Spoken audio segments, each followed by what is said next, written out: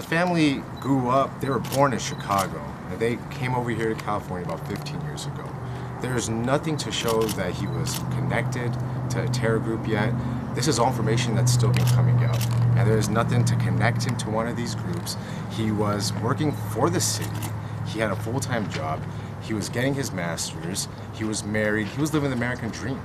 His brother was enrolled in the Navy, he served overseas. They were living the American dream. They came over here, born and raised Chicago, came to California, and they all started having families. Yeah, I would say that that both the sisters and the brother, as we went through the information today, I mean, there's one silly thing that came up was just that some of his coworkers at some time maybe made remarks about his beard, but it's so slight, and no one has ever stated that he's ever acted out in a hostile way, in a violent way towards anyone. A very polite, conservative married couple. He was, Syed Farook was a pretty introverted person, you know, stayed to himself, and so did the wife. They were conservative, traditional Muslim family.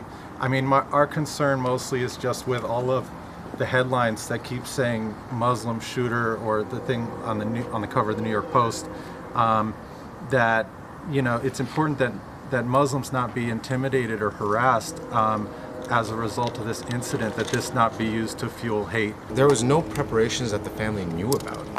You know, guns, being a licensed gun owner is part of your Second Amendment right. There isn't any, there hasn't been any like smoking gun evidence that this was the motivation for anything at all. So before we jump to conclusions, we should at least wait for all the facts to come out of what's actually happening, what they found at the house. Their investigation is ongoing. You can't really trust these. First of all, none of the family members or anyone was ever aware of any pipe bombs. I don't think you can really trust that information. And then also, this petite wife. What information? I understand that this evidence was particularly found, that was supposedly found on the scene, and we saw it with the helicopter.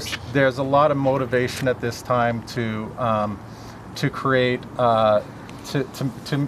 to emphasize or create incidents that will cause gun control or prejudice or hatred towards the Muslim community. Are you saying the police have exaggerated the weapon we found? I think what David's just saying is that we still have to wait for all the information to come out. Everything is going to come out. We have to wait for the officer's report to come out because it takes a couple of days.